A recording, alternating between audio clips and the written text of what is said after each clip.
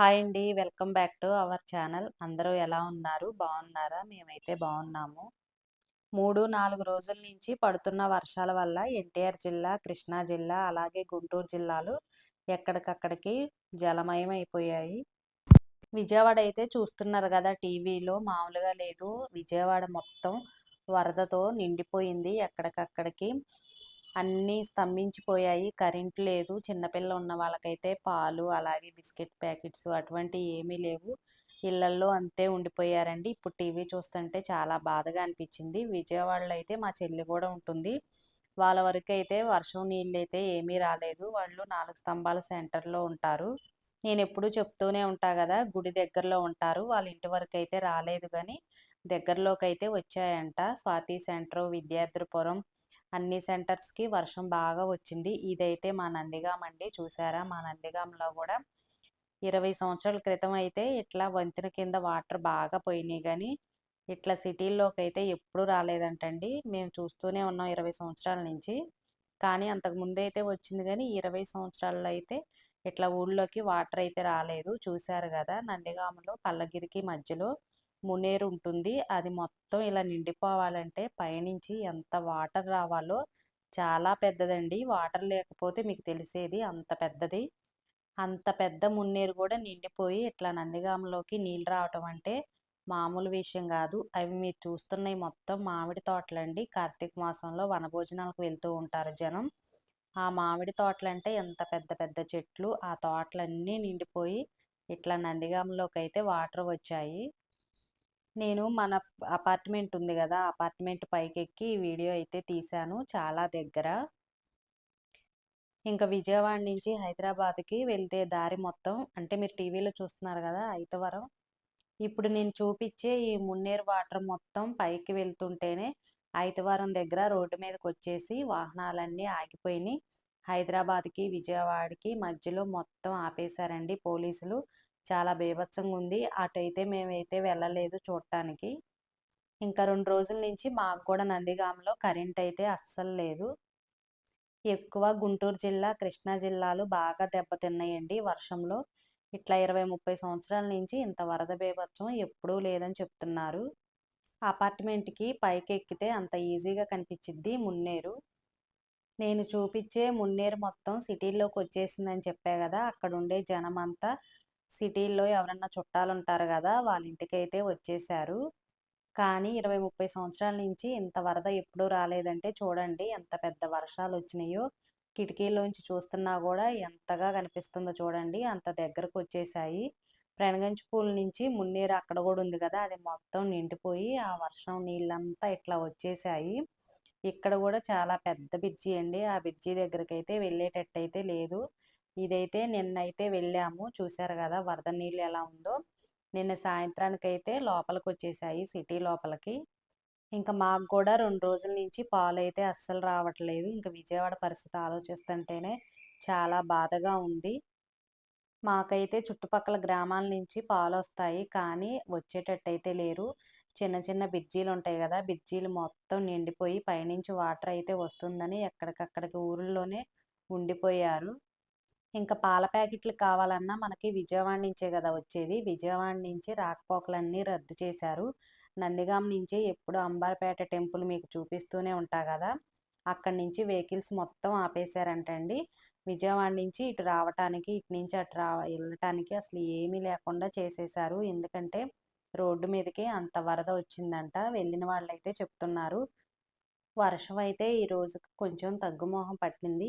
మొన్నైతే నిన్న బాగా వర్షాలు పడ్డాయండి. ఆ వర్షం ప్రభావం వల్ల పైనుంచి మొత్తం వాటరొచ్చేసి పెనగంచిపూలు బ్రిడ్జి మొత్తం నిండిపోయి తర్వాత నందిగామ నుంచి అయితవరం హైవే పైకొచ్చాయి. ఇంక విజయవాడ పరిస్థితి అయితే మామూలుగా లేదు.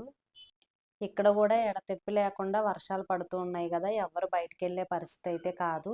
ఇంట్లో పాల ప్యాకెట్లు లేవు. అలాగే కూరగాయలు గూడా ఏమీ లేవు. చంటి పిల్లలు ఉన్న వాళ్ళైతే చాలా ఇబ్బంది పడిపోతున్నారు. అలాగే గర్భిణీ స్త్రీలు ఎవరన్నా ఉన్నా అర్జెంట్ అయినా గూడా విజయవాడే పంపిస్తారు. అటువంటిది విజయవాడ గూడా ఎళ్ళే పరిస్థితి అయితే అస్సలు లేదు. మాకు గూడా 2 రోజుల నుంచి పాలు రావట్లేదు. అయినా పక్కూరు నుంచి వస్తారు. అక్కడ గూడా చిన్న వంతెనుంది. వంతెన పైనుంచి వాటరొస్తున్నాయని ఫోను జేశారు. రావొద్దనైతే చెప్పేశాము. ఈరోజు మార్నింగ్ అయితే వాచ్మెన్కి డబ్బులు ఇచ్చి ఎక్కడైనా పాల ప్యాకెట్లు ఉంటే తీసుకురామని చెప్తే నందిగం అంతా జల్లెడ పట్టినా ఎక్కడా లేవంటండి. ఒకే ఒక్క చాట ఉన్నాయంట. అవి చిన్న చిన్న 10 రూపీస్ ప్యాకెట్స్ ఉంటాయి కదా, అవే ఉన్నాయి.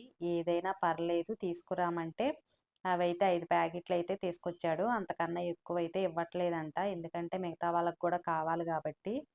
మొన్నైతే మొత్తం కరెంటే లేదండి. ఎవ్వరిళ్ళల్లో ఏ దోస పిండి, ఇడ్లీ పిండి అటువంటిది కూడా ఏం ప్రిపేర్ చేసుకోలేదు.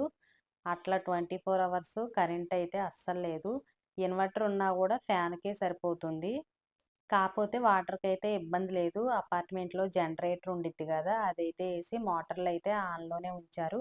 వాటర్‌కైతే ఇబ్బంది అస్సలు లేదు. నిన్న మాత్రం నేను దోసలకి నానబెట్టాను. ముడి బియ్యమను, మినపప్పు నానబెట్టేసి అలా డైరెక్ట్‌గా మిక్సీ అయితే వేసేసాను. పొట్టయితే ఏమీ తీయలేదు.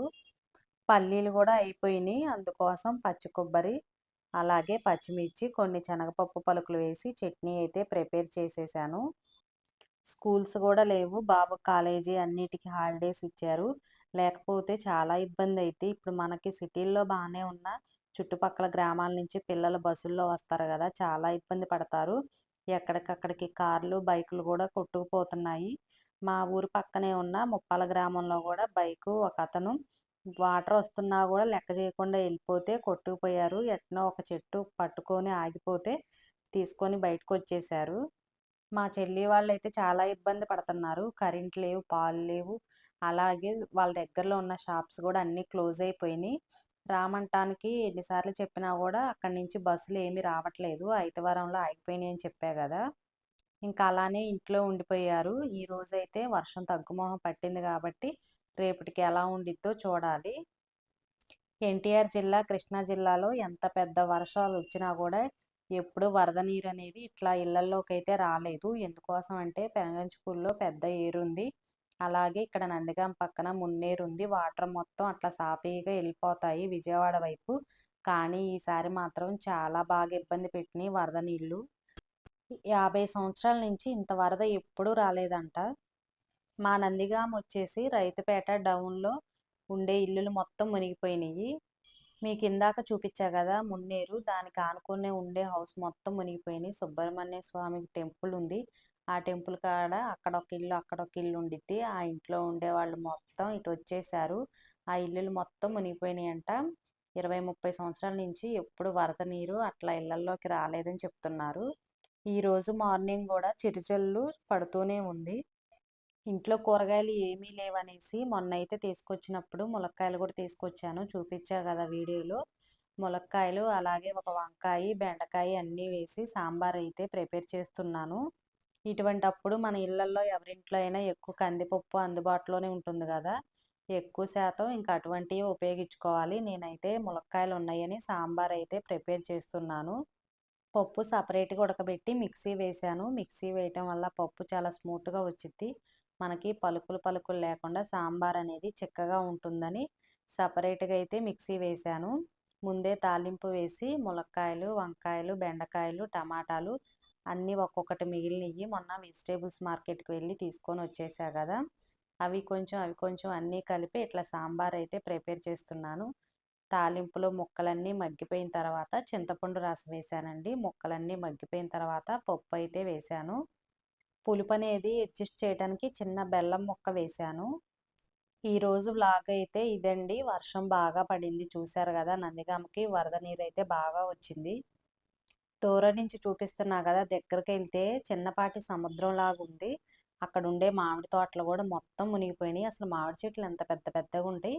అటువంటిది చాలా తోటలున్నాయి అక్కడ. ఆ తోటలు మొత్తం మునిగిపోయి సిటీల్లోకైతే అట్లా వాటర్ అయితే వచ్చేసింది. విజయవాడ ప్రజలైతే వరదతో చాలా ఇబ్బంది పడుతున్నారు. త్వరగా వరద నీళ్ళంతా తగ్గిపోయి వాళ్ళంతా క్షేమంగా ఉండాలని కోరుకుంటూ, ఈ వ్లాగ్ ఎలా అనిపించిందో కామెంట్ చేయండి. అలాగే ఈ వీడియో నచ్చితే లైక్ చేయండి. మన ఛానల్‌ని సబ్స్క్రైబ్ చేసుకోండి. Thanks for watching.